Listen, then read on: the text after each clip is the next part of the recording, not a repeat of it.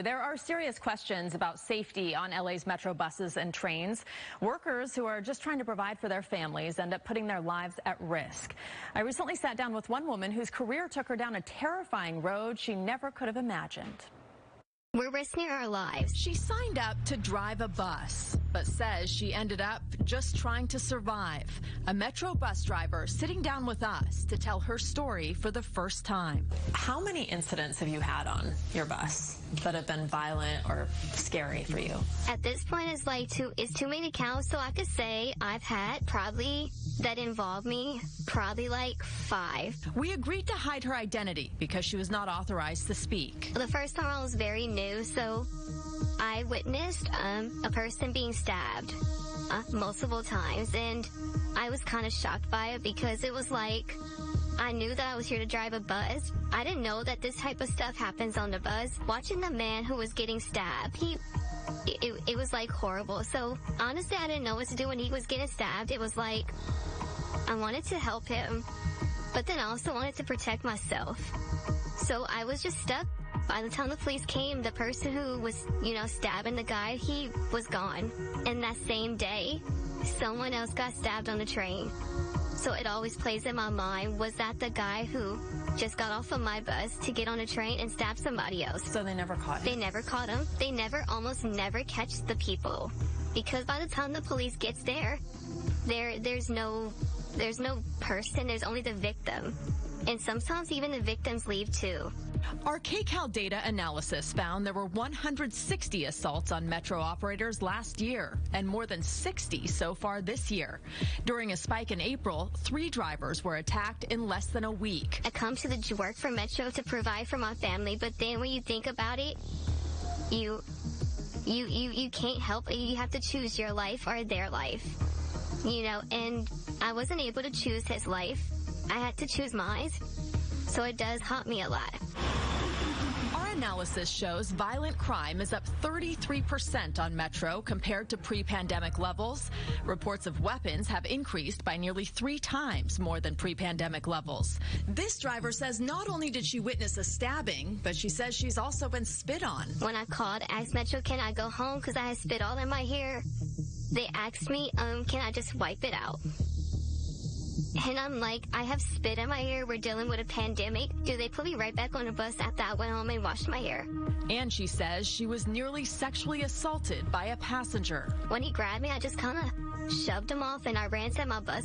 But Metro told me that because I was off my bus and the cameras weren't working on the outside of the bus that they couldn't do nothing about it.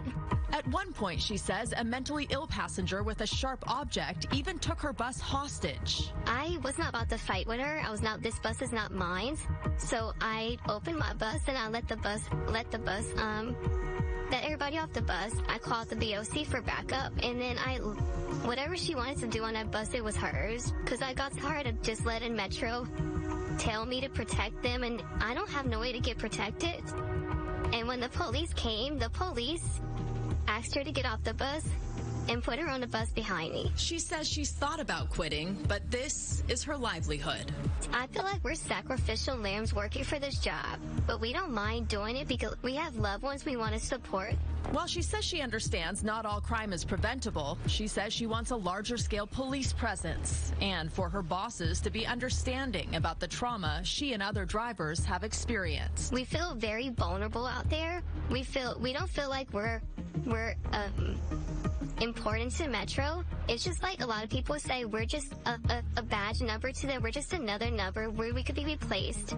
So if Metro goes and shows their workers, their operators that we got you guys, they'll have more. Their lines will be running a lot more smoothly. A lot of people are on the sick list because they're afraid of coming back. You would have a lot more people coming back to work and doing what they got to do if they saw the change. Metro responded to the accusation, saying there's nothing more important than the safety of its employees and customers. Quote, "We are grateful to our frontline employees who work tirelessly to provide an essential service in Los Angeles County, and we are deeply concerned concerned that the rising crises of untreated mental illness, drug addiction, and homelessness often create untenable situations for them. To improve safety, the agency says it is installing these enhanced barriers that extend to the ceiling and the windshield. Metro says it will be the first transit agency to have these fully enclosed barriers on its entire fleet by the end of the year. It's also growing bus safety teams that ride the lines with the highest number of incidents and increasing law enforcement personnel on the system, including uniformed law enforcement officers, ambassadors who report issues and provide assistance, and homeless outreach and crisis intervention teams who help Metro deal with societal issues. I like doing what I do with my family while I'm working for Metro, but it is a risk that I take every day when I get on that bus. You know, it's like sometimes I feel like I need to burn sage. I need to bring a Bible. I need to really read about chakras. I need to, every religion possible need to be on this bus with me because mentally, I don't know if I'm going home with my children. Metro says it also encourages all employees to participate in a session directly with senior management and to use Metro's employee assistance program, employee resource team, union rep, or other confidential sources. Joining us now to talk a little bit more about safety on the Metro is Corey Winter. He has more than 2 decades of experience in safety and security and is the owner and co-founder of Pangea Consulting. Welcome. Thank you so much for being here. Thank you. So first, I just want to get your reaction to the story and to her experiences. I think it's absolutely horrible. I think I can't imagine being in her shoes and feeling the way that she does and scared to go to work every single day, being attacked at least 5 times, and the situation she's describing, we have a real problem. So Metro says it is taking more security measures like the ones you saw in the piece, also more cameras, more facial recognition software, weapons detection systems, as well as those barriers we just mentioned in the piece. They're also stepping up the tap out system. How realistic are these safety measures in terms of making progress on this issue? I think some of them are very realistic and some of them less so. Facial recognition, weapons detection systems, all of those are incredible technology. We've rolled them out at a lot of institutions we work with really impressive results. But Metro Transit is one of the largest transit situations in the entire country. There's over 12,000 bus stops. So the infrastructure alone to do that is incredibly massive. To do it strategically at certain places, yes. In mass, not so much. And it's a mix. So if you're the head of security at Metro, what do you do? I would set a new goal. I mean, clearly this is not okay. And what we're seeing on all of these massive increasing crimes, it's not just localized to there, but it is a very big problem there.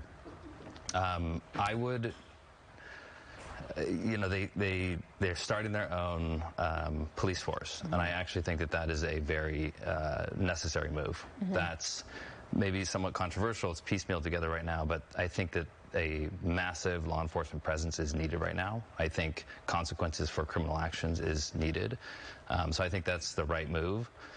And I think changing the dynamic so that families like mine, I have 2 girls. I can tell you my daughter and my wife and I are not taking our daughters on the Metro and the buses right now. But I would like to see an environment where that is the case, and I think these sorts of things can lead us there eventually. It is a tough situation because we know that it's an issue not just on Metro, but homelessness, substance abuse, people out on the streets, mental illness. It's a real problem throughout LA and LA County. So is it even possible for Metro to tackle something like this, where it bleeds onto their buses and trains? We founded Pangea Consulting because we don't accept the status quo. So I would say yes, it's definitely possible. I think we need to raise the bar, and I think we need to raise the standards and start addressing these issues head on. It sounds like they are starting to, but this is reactive. A lot of really bad things happen, like we just heard, in order for these massive changes to come into place. So I'm very optimistic about it. There are certainly cities around the world where they have very safe transits, that this is not unique. It is possible to do. All right, Corey, thank you so much for being here with a deeper dive on this issue. We appreciate your time.